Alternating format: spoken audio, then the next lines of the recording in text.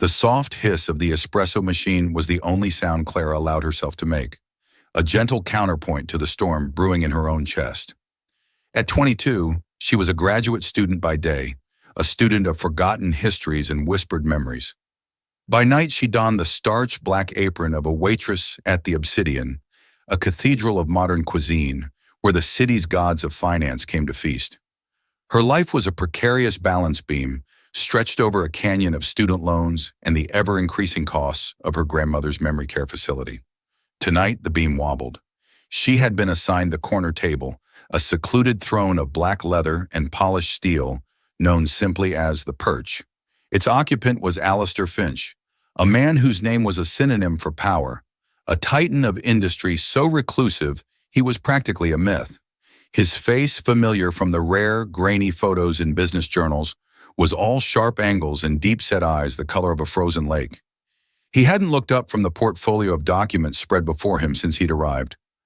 Clara approached with a practiced, silent grace, her worn but polished flats sinking into the plush charcoal carpet.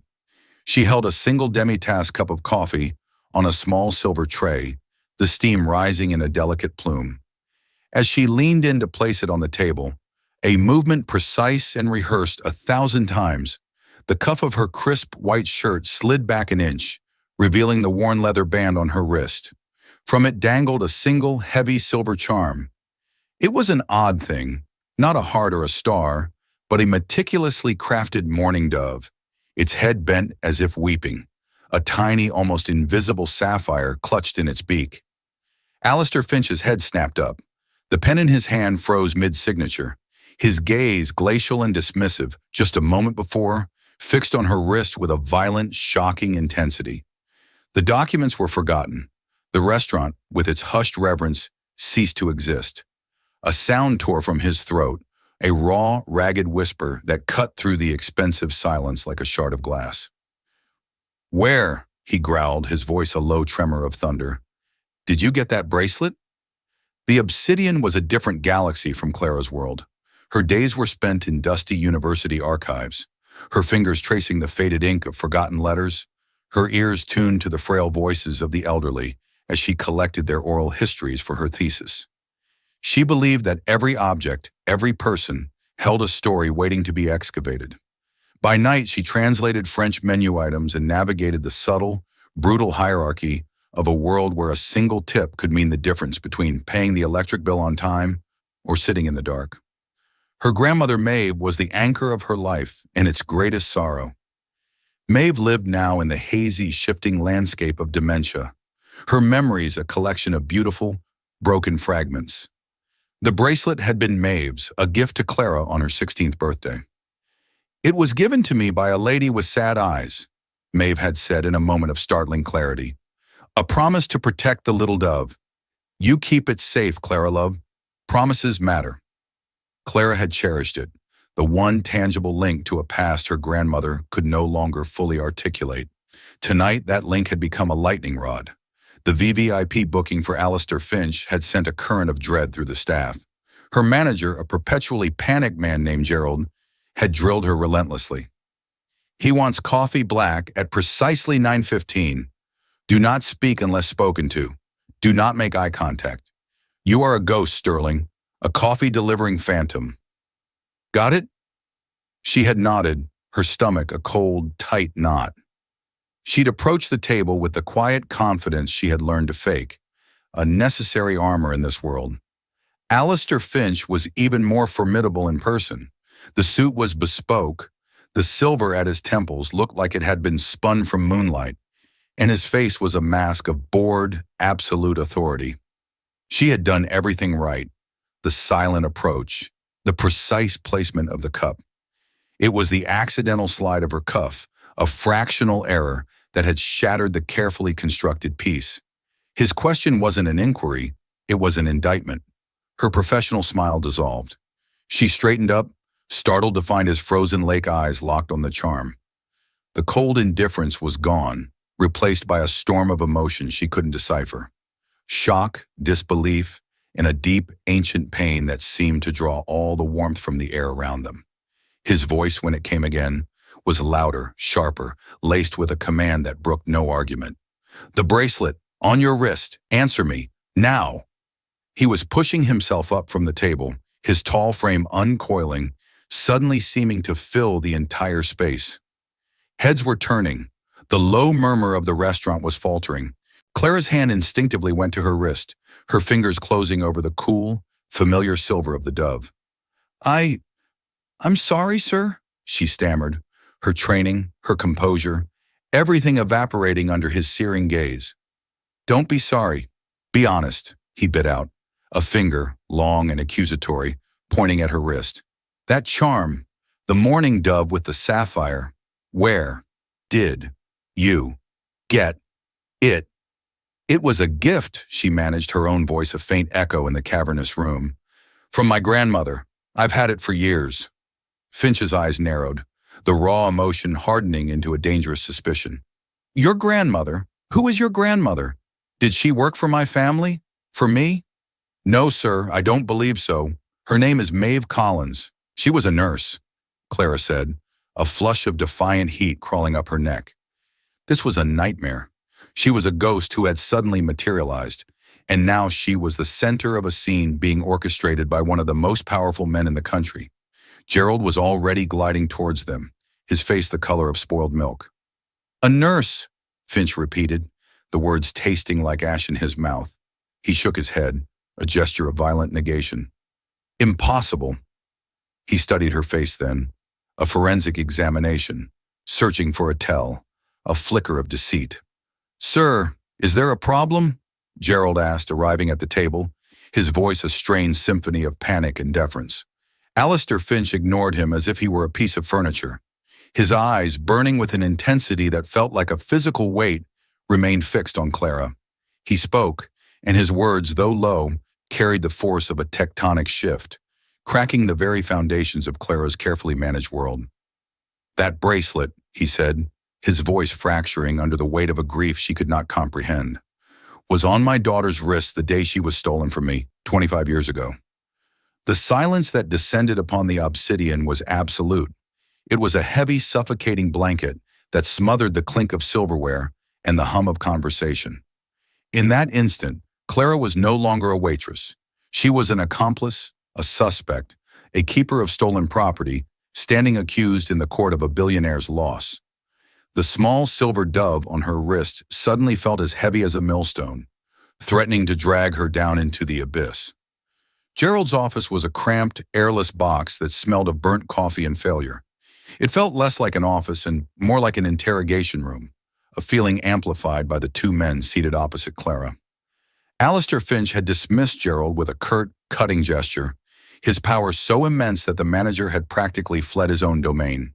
The second man, who had materialized beside Finch with the silent efficiency of a shadow, was introduced as Elias Vance. He was not a physically imposing man, but his stillness was more unnerving than any overt threat.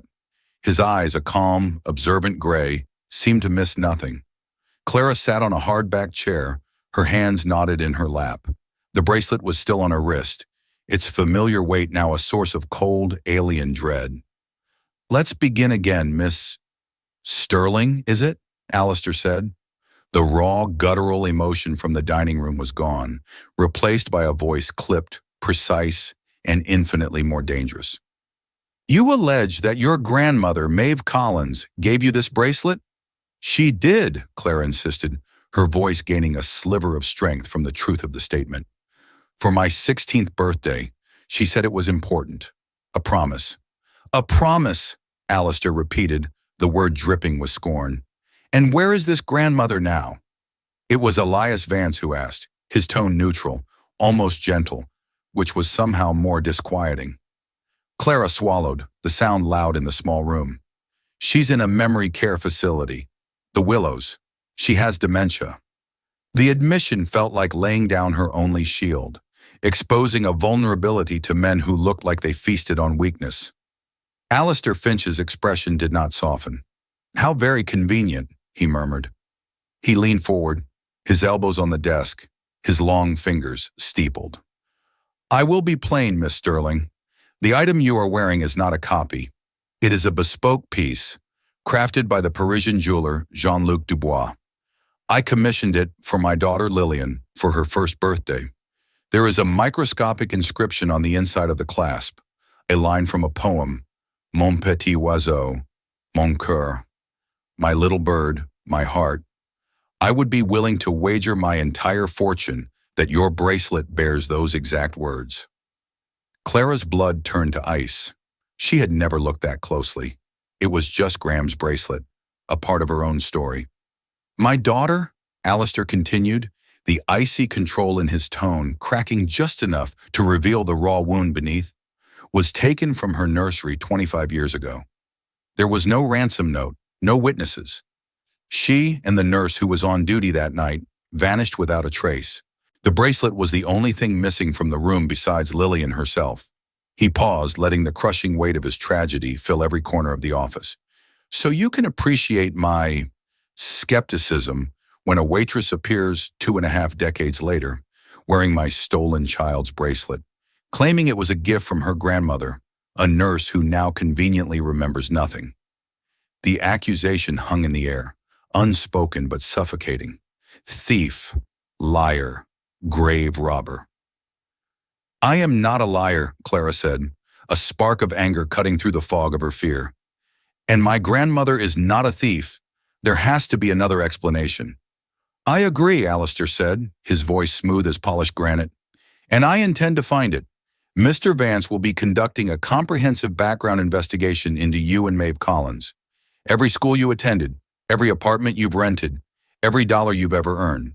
We will dissect your grandmother's employment history, with a particular focus on the period 25 years ago. We will find the connection. This is insane, Clara breathed, shaking her head. You can't just bulldoze into my life like this. Watch me. Alistair's voice was the sound of a closing vault door. There is an alternative. You can give me the bracelet right now.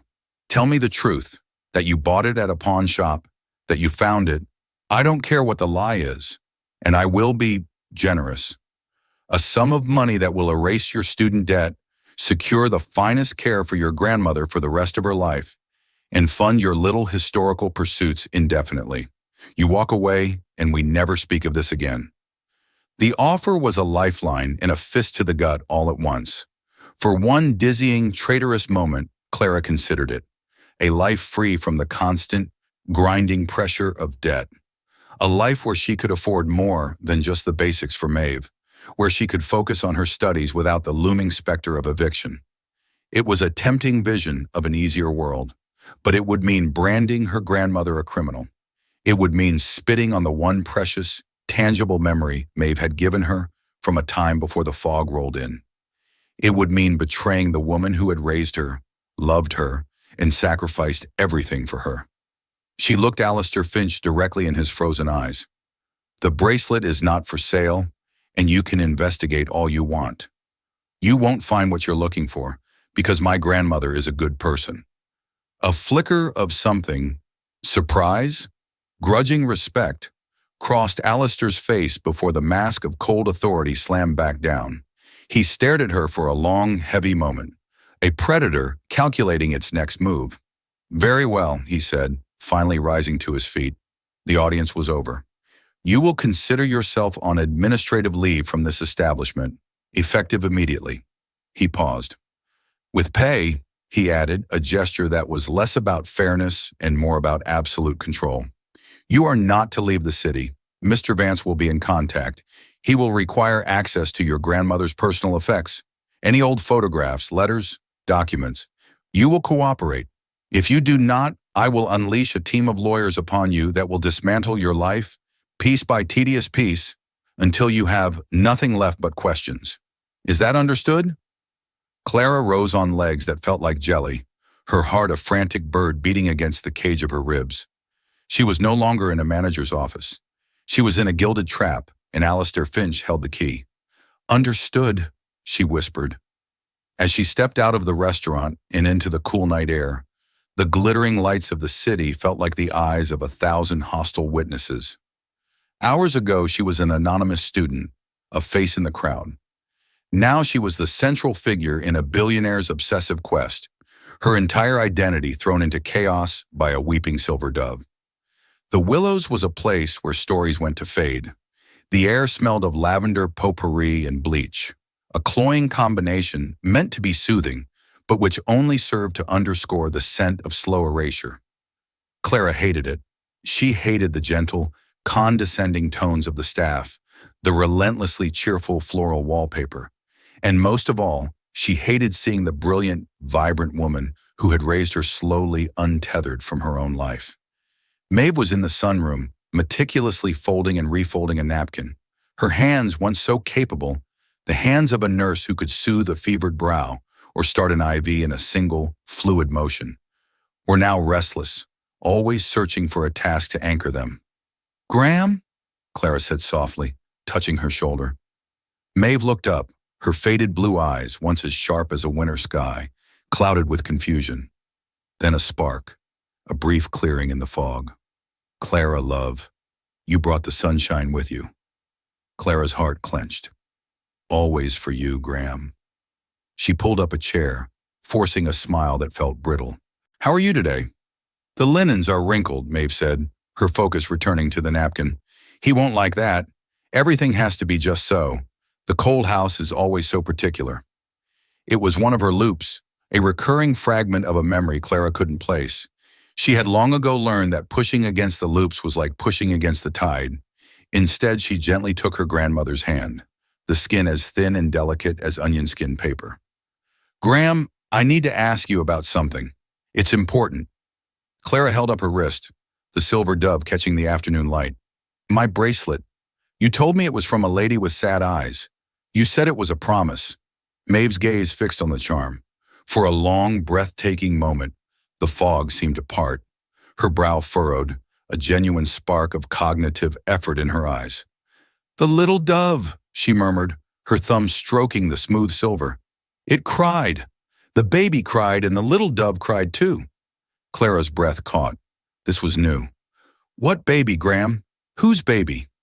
"A promise is a promise," Maeve whispered, her hand tightening on Clara's. "The lady was so scared of her. The one with the serpent smile." "Who, Graham? Who had a serpent smile?" Clara pressed, her heart beginning to pound. This felt different.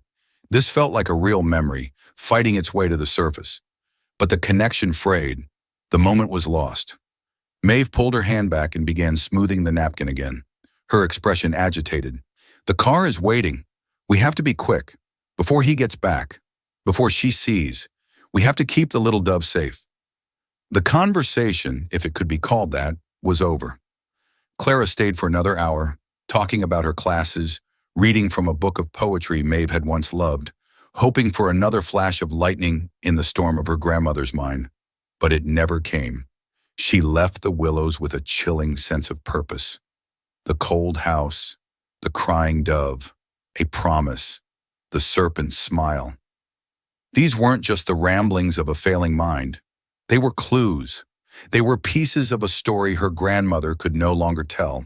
And Clara, the student of forgotten histories, knew she had to be the one to put them together. Back in her cramped studio apartment, the familiar smell of old books and brewing tea was a small comfort. Alistair Finch might have his army of investigators, but Clara had her own skills. She knew how to listen to the silences, how to find the stories hidden in the margins. Under her bed was a large, battered steamer trunk, a repository of Maeve's life before the Willows. It was a time capsule Clara rarely opened, a painful monument to the woman she was losing. Now she hauled it out, dust motes dancing in the single shaft of late afternoon sun. For hours she sifted through the archaeology of her grandmother's past. Yellowed nursing school diplomas, photographs of a young, smiling Maeve with friends, stacks of well-worn paperback novels. There was nothing to connect her to the world of Alistair Finch, no hint of a life lived among the ultra-wealthy. Her grandmother's life appeared painfully, reassuringly ordinary. A dedicated nurse, a single woman who had taken in her orphan grandchild and raised her as her own. Just as despair began to set in, her fingers brushed against a stiff, fabric-covered panel at the bottom of the trunk. A false bottom. Her heart hammered against her ribs.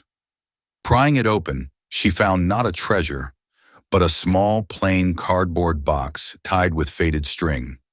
Inside, nestled in yellowing tissue paper, was a collection of items. A single, pristine white baby shoe. A lock of downy blonde hair tied with a blue ribbon. And at the very bottom, a handful of old pay stubs and a single, folded letter. The pay stubs were from 25 years ago.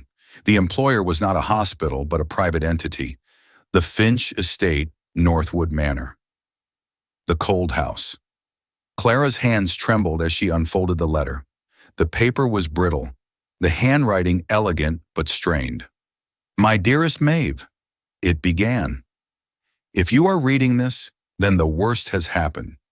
You are the only one I trust. He is a good man, my Alistair, but he is blinded by family. He does not see the poison in her heart. Beatrice covets everything I have. My husband, my life, my child. She jokes about it, but her eyes are cold as a winter sea. I see how she looks at Lillian, like she is not a baby, but an obstacle. I have seen her talking to the night security guard. I have seen money change hands. She thinks I am a fool. She is planning something. She speaks of taking Lillian on a trip, just the two of them. I am terrified. Alistair is away on business for another week. I cannot go to the police with only suspicion. They will think I am a hysterical new mother. So I am trusting you. This is my desperate, impossible plan.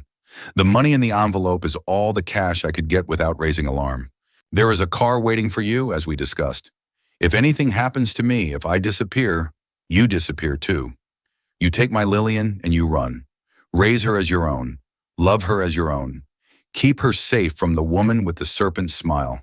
It is the only thing I ask. It is the promise I need you to keep. Protect my little bird. Protect my heart. Yours in desperation. Seraphina Finch. Clara sank to the floor, the letter clutched in her hand.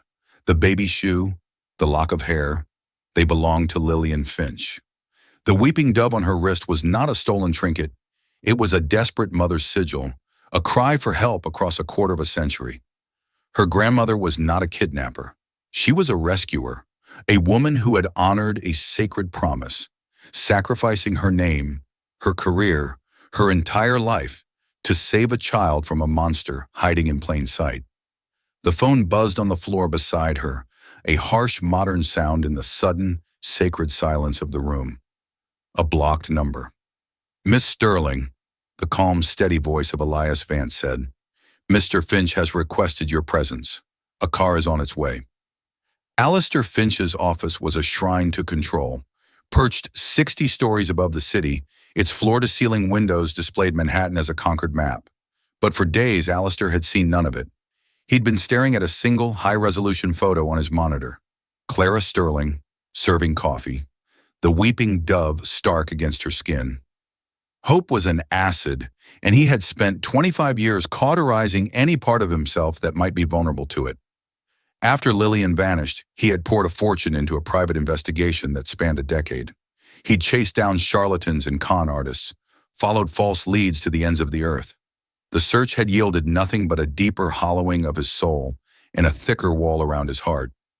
And now this waitress, this young woman with her grandmother's fragmented stories and eyes that held a defiant honesty that infuriated and intrigued him in equal measure. Anything? He asked without turning as Elias Vance entered the office, his footfalls silent on the hand-knotted silk rug. We're building a narrative, Elias said, his voice the calm center of Alistair's storm. He placed a slim tablet on the massive obsidian desk. Catherine Clara Sterling, 22, graduate history student at Columbia, specializing in 20th century oral histories. Top of her program, works 40 hours a week at the Obsidian to pay for her grandmother's care and her tuition. No boyfriend, few close friends, no digital footprint to speak of. She's an analog girl in a digital world. Her life is quiet, almost invisible. The grandmother, Alistair prompted, his eyes still fixed on Clara's photo. Maeve Collins, Elias continued. That's where the narrative shifts. She was a pediatric nurse, impeccable record at Mount Sinai for over a decade. Then 25 years ago, she vanished. Quit her job without notice. emptied her small apartment, dropped off the face of the earth. Alistair finally turned, his full, unnerving attention fixed on Elias. When, exactly? The day after Lillian disappeared. A cold, heavy stillness settled over Alistair. Go on. For 2 years, there's a complete void. No credit history, no tax records, no address. Then she reappears in a small town in Vermont, gets a job at a local clinic. Her employment records note she is the sole guardian of her 2-year-old granddaughter, Clara, whose parents, she claimed, were killed in a car accident. A lie, Alistair stated. It wasn't a question. A comprehensive fiction, Elias confirmed. We can find no record of Maeve Collins ever having a child of her own. We're searching for Clara's birth certificate, but I suspect it will lead to a dead end or a forgery. What's more interesting is Maeve's financial state. For those 2 years she was off-grid, she made small, regular cash deposits into a newly opened bank account under an assumed name. Not large sums, but just enough to live on. Where did the money come from? Alistair demanded, a vein pulsing in his temple. That's the question. But I went back to the original police files on Lillian's disappearance. It was treated as a kidnapping, but it never fit the profile. No ransom, no contact. The lead detective at the time had a private theory he was ridiculed for. He believed it was an inside job. He focused on the staff, but he always had a particular interest in one person. Your sister-in-law. Beatrice, Alistair said, the name like a shard of ice in his mouth. His late wife Seraphina's younger sister, Beatrice Davenport, had always been a dissonant note in their lives. While Seraphina was gentle, artistic, and deeply private, Beatrice was sharp, social, and consumed by an ambition that she wore like expensive perfume. She had always treated Seraphina's marriage to Alistair less like a union of love and more like a lottery she had inexplicably lost. After Seraphina's death from a sudden illness 5 years after Lillian's disappearance, Beatrice had seamlessly installed herself as the matriarch of the Finch family's charitable foundation, a constant, perfectly coiffed presence at his side. Beatrice Davenport, Elias said, swiping to a new file on the tablet. She was staying at your Northwood estate at the time of the disappearance. Her official statement was that she was at a neighbor's house for dinner. Her alibi was the night security guard. The same guard who retired and moved to Florida on a surprisingly generous pension a month later. Alistair finished, a dark memory surfacing. Precisely, Elias said. My forensic accountants are digging into her finances from that period. It's a labyrinth of shell corporations. But they found something. A significant cash withdrawal, $50,000 made 2 days before Lillian was taken. The cash was never traced. He paused, letting the implications settle. There is one more thing. Maeve Collins, before she vanished, her last official assignment was a short-term private nursing contract. Alistair felt a jolt, as if the floor had dropped from under him. Don't. The client was your wife, Seraphina, Elias said quietly. She had hired Maeve to help with Lillian for the month you were overseas. The air in the room grew thin, hard to breathe. The waitress's grandmother was not a random thief. She was there. She was in his house, in his daughter's nursery, in the days and hours leading up to the abduction. Alistair Finch stared out at the city, but all he saw were the ghosts of 25 years of unanswered questions. Maeve Collins wasn't a suspect in a kidnapping. She was the primary witness. She was the missing piece. And she had placed herself in the child Alistair now desperately, terrifyingly allowed himself to hope was his daughter, at the very epicenter of his life's defining tragedy. The question was no longer if she was involved. It was how. And for the first time, a new, more terrifying question emerged. On which side? The ride to Finch Tower was a silent, tense journey through a city that no longer felt like home. Clara clutched the faded letter in the small cardboard box in a tote bag on her lap. Her heart was not frantic anymore. It was beating with a slow, steady rhythm of purpose. She was no longer just a waitress or a student. She was her grandmother's historian, her mother's defender. She was escorted directly to Alistair's penthouse office. He was standing by the window, a formidable silhouette against the twilight sky. He turned as she entered, and his face was a battleground of warring emotions, fury, suspicion, and a sliver of desperate, agonizing hope. My investigator has been, Thorough, Alistair said, his voice tight. He has informed me that your grandmother was employed by my wife. Yes, Clara said, her voice clear and strong, resonating with a newfound authority in the cavernous office. She was, and she didn't steal your daughter. She saved her. She walked to the vast obsidian desk that separated them and carefully placed the cardboard box upon it. She laid out the contents: the single baby shoe, the lock of blonde hair, and finally Seraphina's letter. This is a letter from your wife to my grandmother, she said, her voice unwavering. Your wife was afraid, not of a stranger, but of her own sister, Beatrice. She believed Beatrice was planning to harm Lillian. She begged my grandmother to make a promise that if anything happened to her, Maeve would take Lillian and run, to protect her. Alistair stared at the items on his desk, his hand hovering over the brittle paper as if he were afraid it would turn to dust if he touched it. He looked from the letter to Clara's face, his gaze sweeping over her features, the shape of her eyes, the stubborn set of her jaw. He was searching for a ghost, a whisper of his wife, a shadow of himself. As he reached for the letter, Elias Vance's phone emitted a low, discreet chime. He answered, listened for a moment, and for the first time, his professional mask cracked. A look of grim finality settled on his face. He ended the call and looked at his employer. Sir, Elias said, his voice laden with significance, my accountants found it. A needle in a 25-year-old haystack, an untraceable wire transfer funneled through 3 countries, originating from a trust controlled by Beatrice Davenport. The recipient was a Dr. Albin, who ran a small, private clinic in rural Pennsylvania. Alistair looked up, his face ashen. Dr. Albin, Elias continued, specialized in creating false birth certificates and adoption papers for wealthy clients looking to circumvent the system. The transfer was made the same week a Jane Doe infant was miraculously found on his clinic's doorstep and subsequently adopted by a grieving widow whose child had supposedly been stillborn. The widow's name on the falsified documents was Maeve Collins. The room fell silent. On the desk lay the story of a mother's desperate love. In the air hung the digital ghost of a sister's monstrous betrayal. 2 narratives, one written in frantic, loving ink, the other in cold, calculated code, had converged in this room to tell the same horrifying truth. Alistair Finch finally picked up the letter. His hands, which could move markets and command empires, trembled as he read his wife's words. He looked from the faded script to the face of the young woman standing before him, her expression not of fear, but of profound, sorrowful conviction. And the wall of ice he had built around his heart for a quarter of a century did not crack. It vaporized. The Finch Legacy Prize ceremony was the glittering apex of the city's philanthropic season. Held in the grand atrium of the Museum of Modern Art, it was a night where old money and new tech mingled under soaring ceilings, sipping champagne and applauding the power of their own generosity. Beatrice Davenport was the evening's empress.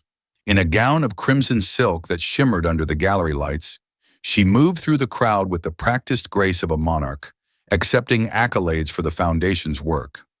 As its chairperson, this was her stage, a platform from which to display her compassion, her civic-mindedness, her seamless stewardship of the Finch family name. She found Alistair by the sculpture garden, a brooding statue among the Calders. He looked more remote than ever, a man carved from shadow. She glided to his side, her expression a perfect portrait of solicitous concern. Alistair, darling, she purred, laying a diamond-clad hand on his arm. You're here. I was so worried you'd shudder yourself away again. To see you here, supporting the family's work, it means the world. It's good to see you too, Beatrice, he said. His voice was flat, devoid of warmth. His eyes were like chips of flint. We should talk. Of course, my love, but the photographers from the Times are waiting. Can it not wait until after my speech? No, he said, his gaze sweeping over the opulent scene. It can't. In fact, I think we should talk right here, in front of all these people who so admire your dedication to family. A flicker of confusion, of irritation, crossed Beatrice's perfectly made-up face. This was not in her script. Before she could formulate a reply, Alistair gestured towards the main entrance. Elias Vance walked in. And beside him, looking both overwhelmed and utterly resolute in a simple, elegant navy dress that Alistair had sent to her apartment that afternoon, was Clara. A wave of murmurs rippled through the nearby guests. The sight of the reclusive billionaire with his head of security and a striking, unknown young woman was an anomaly potent enough to halt conversations midair. "Alistair, who is this?" Beatrice demanded, her voice losing its silky texture, gaining a sharp, brittle edge. She looked at Clara with cold dismissal. "The catering staff should be using the service entrance." "This," Alistair said, his voice ringing out, clear and powerful, drawing more and more eyes, "is the young woman whose life you stole 25 years ago." The silence was now a physical presence, a vacuum that sucked the air from the atrium. Beatrice let out a high theatrical laugh. "Alistair, what on earth are you talking about? Have you been drinking? Grief does terrible things to a man. We all know that. But this is a pathetic public spectacle." "Let's talk about pathetic spectacles, Beatrice," Alistair continued, his voice rising, each word a hammer blow against the gallery's marble walls. "Let's talk about a nursery in Northwood. Let's talk about a loyal nurse and a terrified mother. Let's talk about a falsified birth certificate from a corrupt doctor in Pennsylvania, paid for with $50,000 in cash you withdrew 2 days prior." Beatrice's face went slack, the blood draining from it, leaving her skin a waxy, translucent white. These are ludicrous fantasies. You have no proof." "Don't I?" Alistair retorted. He took a step closer, his sheer presence forcing her back. "I have the confession of the night guard you paid off. I have the bank records from your hidden trust. I have the sworn statement of the doctor you paid to create a new identity for an infant girl. And I have a letter from my wife, your sister, written the day before she died, naming you as the threat she feared most." Beatrice began to tremble, her eyes darting wildly, seeking an ally in the sea of shocked, staring faces. The people who had been fawning over her moments before now looked at her as if she were a venomous creature that had slithered into their midst. "It's a lie!" she shrieked, her carefully constructed poise shattering into 1,000 pieces. "Serafina was always so dramatic, so fragile. She was jealous of my strength, of my connection with you. Was she jealous when you slipped the sedatives into her nightly tea?" Alistair's voice was now a low, deadly snarl. "Was she being dramatic when her heart, already weakened from childbirth, finally gave out years later under the strain of what doctors called unexplained chronic fatigue? The same fatigue caused by the slow, steady administration of a poison that is almost untraceable after the fact?" Clara stepped forward then, her voice shaking but clear. "My grandmother saved me," she said, looking directly at Beatrice, her eyes filled not with hate, but with a profound, sorrowful clarity. "She kept her promise to a dying woman. She gave up her entire life to keep me safe. From you." The final piece, the living proof, the stolen child, now a woman, wearing the weeping dove on her wrist like a medal of survival. Beatrice stared at Clara, at the face that was a haunting echo of the sister she had envied and the man she had craved. And then something inside her broke. "She had everything!" Beatrice screamed, the sound raw and ugly, echoing through the cathedral of art. "She was the beautiful one, the beloved one. She got the life that should have been mine. She got you. That baby was just one more thing she had that I deserved. It was supposed to be easy. I was going to raise her as my own, the perfect daughter for the life I was meant to have. But that meddling nurse, she ruined everything. Her confession, a torrent of venom and ancient jealousy, hung in the poisoned air. Security guards were moving in. The press, no longer held at bay by velvet ropes, surged forward, their cameras flashing like a furious lightning storm. Beatrice Davenport's public execution was complete. As she was led away, sobbing and spitting curses, a grotesque parody of the elegant hostess she had been minutes before, Alistair Finch turned to Clara.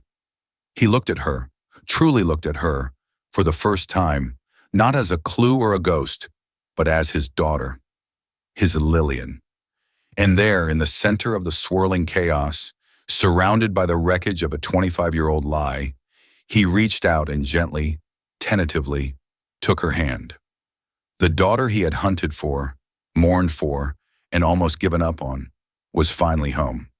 The weeks following the gala were a disorienting blur of screaming headlines, courtroom procedures, and the relentless glare of the public eye. The story of the long-lost Finch heiress was a modern fable, and Clara, or Lillian, as the world now insisted on calling her, was its unwilling princess. She was a ghost made flesh, and everyone wanted a piece of her.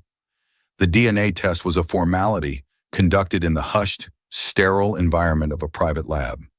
Alistair didn't need the confirmation. He felt the truth in the marrow of his bones. But the world and the legal system demanded its pound of scientific flesh. He read the report, probability of paternity, 99.99%, and felt not a surge of triumph, but the profound, bone-deep exhaustion of a man who had just finished running a marathon that had lasted for half his life. He showed the report to Lillian in the heavy silence of his penthouse library. She glanced at it, her expression unreadable, and handed it back. "Okay," she said quietly.